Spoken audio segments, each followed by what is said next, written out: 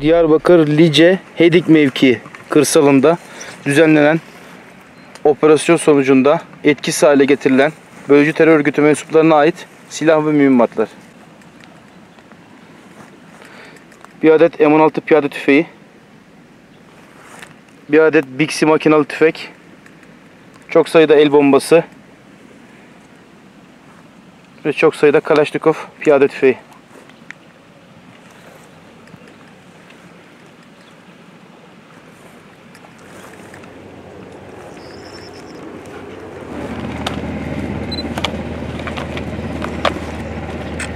Bir adet gece görüş dürbünü, elektrikli fünye çok sayıda.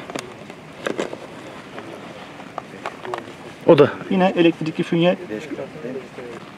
El yapımı patlayıcıları uzaktan patlatmak için kullanılan, hem alıcı hem verici olarak kullanılabilen yağ su telsiz. El yapısı patlayıcıları patlatmak için kullandıkları aküleri şarj etmek için bulundurdukları güneş paneli.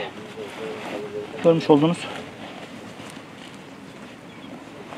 Yine çok sayıda pil grubu el yapısı patlayıcıları patlatmak için kullanılan uzaktan kumandalı ateşleme cihazlarının anten gücünü arttıran portatif dipol anten. Yine aynı Alpha Fire marka uzaktan kumandalı ateşleme cihazlarının alıcı. alıcısı. Tamam.